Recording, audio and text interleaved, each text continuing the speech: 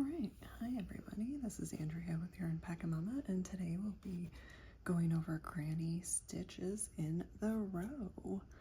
I've already chained up 24, and you can chain as many as you'd like.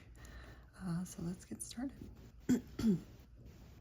So now that I've chained up 24, I'm going to yarn over, because the granny stitch is a cluster of 3 double crochets into one stitch.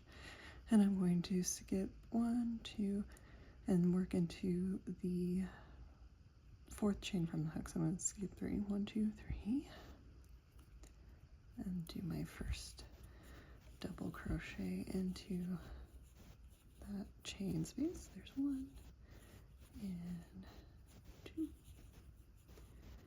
And I'm going to count this first bit of the chain as a stitch too. So there's our first granny stitch.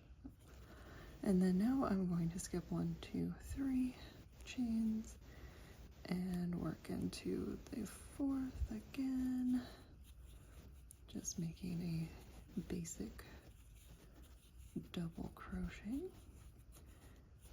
And like I said, a granny stitch is just a cluster of 3 double crochets into one stitch with a chain in between usually. So let me start that part over, sorry. Because that's the charm of granny stitches, that there's chain spaces in between each one to create that space necessary to give it the definition that it needs.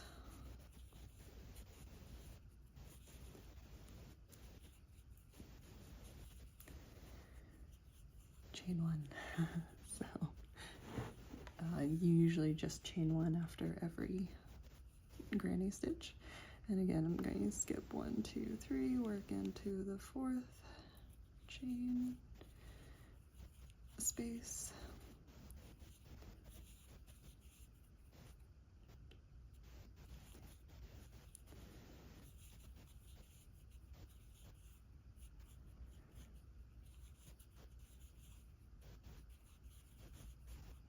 And chain 1. Now I'm just going to work this all the way to the end, and I will meet you up at the turn in row 2.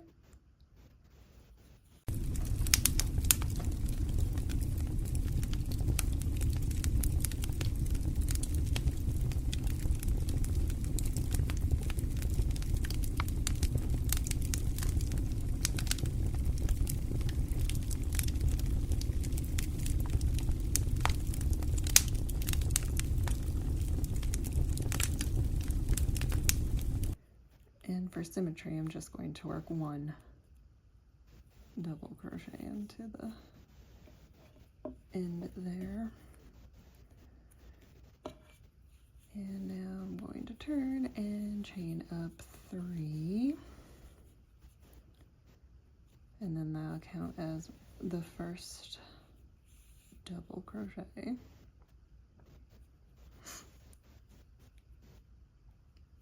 And then you're going to work into the chain space here.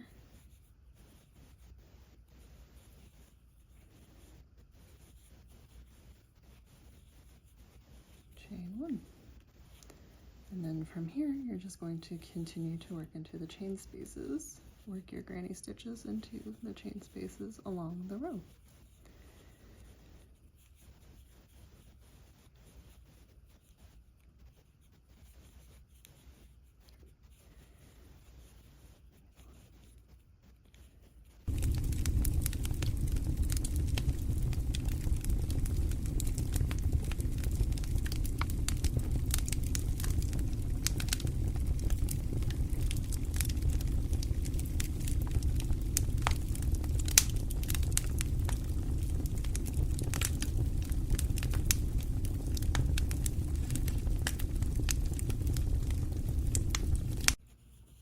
And for symmetry on this side, we're going to, in the top of this chain, just work 1 double crochet.